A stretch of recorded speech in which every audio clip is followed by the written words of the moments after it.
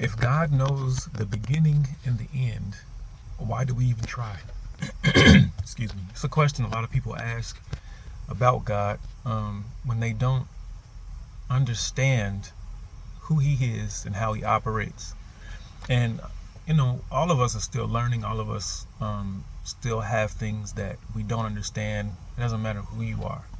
But certain topics, the Bible has an answer for everything, and we just got to search for it. Yeah, God knows the beginning and the end. He knows what decisions you will make, but they're all based on your choices. He still gives you the choice. He always gives you a choice to make a decision, whether it's for Him or against Him. So it's not an outcome that He planned. It's not an outcome that He forced. It's always an outcome based on a decision that we make, and He already foresaw what we decided we were going to do. So it's not that God is this bully or this guy that's like, all right, I created these people and I already know they're going to die and they're going to be lost, but I'm going to make them anyway and just let them live this life for no reason. And a lot of people say that. That's not what it is. The thing is, God has already seen the outcome, but He is still graceful enough to give you the option to choose what you want to do. So this is what I'm saying. For example, God wants you to be saved.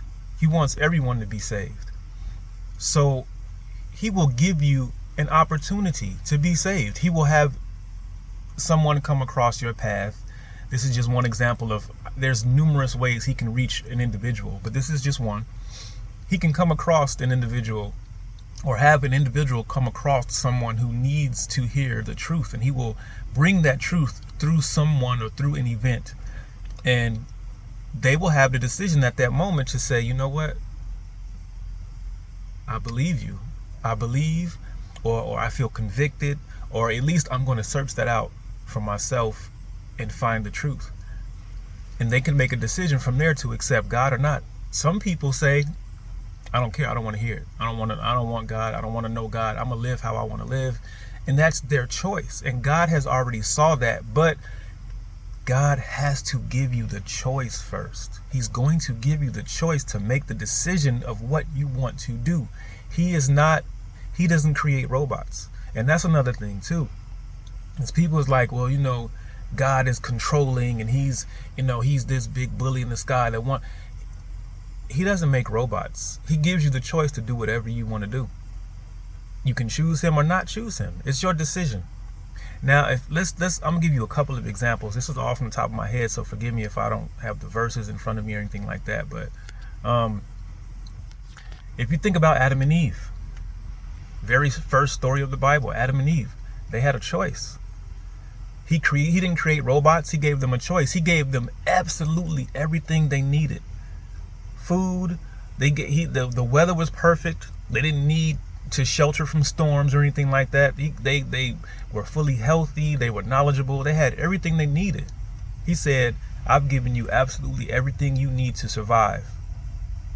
Just don't touch one thing. And it's not that there was anything wrong with the fruit. The fruit was good. It was edible. There was nothing wrong with that tree. Nothing. He just said, don't touch it. He gave them a choice to obey Him or not. He gave them a choice to be on His side or to be on their own side. Ever since day one, they had a choice. Everybody has a choice. God already saw what was going to happen, but He still had to give the choice because God also has conditions. His outcomes are conditional. For example, let's go to think about Jonah. In the book of Jonah, God sent Jonah to a town called Nineveh. He said, go preach to Nineveh and tell them if they don't turn from their wicked ways and repent, they will be lost. Their city will be destroyed. That was conditional. God is saying, hey, I already know what the outcome is, but I have to give you the opportunity to make a decision. So He sends someone across their path to go tell them the truth. And what did Nineveh do? If you know the story, Nineveh repented of their sins. They turned their ways and God didn't destroy the city. Jonah was upset about that because he kind of felt like a fool. Like, Lord, you sent me out here with this doom message and all of this and of destruction, and you turn around and you didn't destroy them. So he felt kind of, he was upset about that. But that is an example of God saying there's a condition to yourself. There's a condition to you. The decisions you make and the actions you take are going to decipher whether you are lost or not. It's your decision. So he gives you the choice and then says, you make the decision. It's on you now. I already know what you're going to do, but I'm going to give you the choice. There's still a choice in that. Even if that sounds confusing to some people, the only reason he knows the outcome is because he knows what you're going to do, what you're going to decide. He does not know the outcome because he planned the outcome. He doesn't know the outcome because of something he's forcing you to do, or because something he says, hey, you have no control over. I created you to die. You're going to die. You're going to hell. There's nothing you can do about it. That is not what it means when he says he knows the beginning is from the end. He knows because he already knows the decision you're going to make, but he still gives you the opportunity to make the decision. So if you think about the rich young ruler and Matthew, I forgot what book of Matthew it is. Jesus is talking to the rich young ruler, and the rich young ruler asks Jesus, what shall I do to inherit the kingdom of heaven? Jesus gave him a condition. He gave him a choice. He said, hey, sell all that you have. He said, keep my commandments. This is what he said first. Keep my commandments. But he said, I've done that since my youth. He said, go and sell all that you have and give it to the poor and follow me. And the rich young ruler walked away sad because he had great riches on the earth, right? He's giving him a choice. He's saying, listen, and he didn't literally want him to go sell everything and give it away. He was making he wanted him to understand, you have a heart issue. You have a love issue. You need to work on your love for other people. He has an abundance of things. He can keep, the things that he has and still help people. And he maybe wasn't doing that. There was something he was lacking in the love department for other people, because God said all the commandments are embodied in love.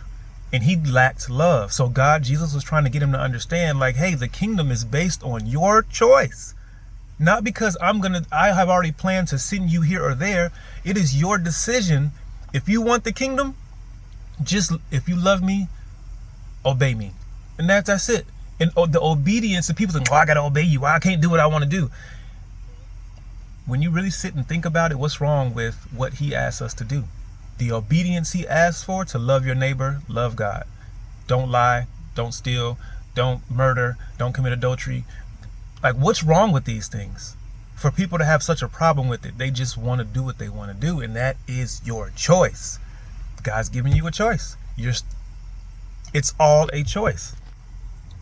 So it's like, think about, have you ever heard of an atheist who became a Christian? I'm sure everybody has heard of it. You may not know one, but you've heard of some atheist somewhere who has given their lives to Christ and became a Christian. Now, at some point in the life of that atheist, while they were an atheist, you could never convince them that they would be a Christian. You could never convince them God was real. You could never convince them that this would be their outcome and this was their life. And that's why we don't have the right to say, well, God knows everything, so why even try? If an atheist, someone who is in total rebellion against God and Christianity or the Bible or whatever you want to call it, can turn their life and say, you know what? I believe this now. I believe in God. That is the power of the choice. We don't know what people are going to do. You don't even know what you're going to do. You can be a Christian right now and deep in the faith, and at some point in your life, you can give up on God. That's your choice. Also, just like the reverse, like I just said, you can be an atheist and hate God or don't believe in God all majority of your life. And at one point, it just dawns on you like, man, there has to be a God. And you can give your life to God. And God knows these outcomes because he knows the choices and the things that he brings into your life that helps you make these decisions. It's not forced. It's all about your decision. So this is the mistake people make when they say, well, God knows everything, so there's no point in you even trying. If he knows you're going to hell, you're just going to hell, and there's nothing you can do about it. That's not how that works. That's not the truth. It's all based on the decisions you make. So I want to read, actually, I don't know if I can go out of my camera and read that, but it's in Ezekiel chapter 18, verses 30 to 32, if you want to go read that. So what it said, basically in a nutshell, what it's saying is, why would you choose to die, O Israel? Why do you choose to die? It's a choice. Why not turn from your wicked ways and your sinful ways and live? It says God does not take pleasure in the death of anyone. So why choose to die? Choosing is a choice. It's not anything forced. He's saying you have the power, the opportunity to change your life, to follow God and do as he asks and live. Or you can choose to not be with him and you be separated him for eternity. Separated from him for eternity. That's your choice. It's all a choice. Does God know the beginning from the end? Yes, he does. Is it forced? Is it something that he planned? No. He knows it because of the actions that he saw us make. But he will always give you the choice to choose him or not choose him. That's really what it is.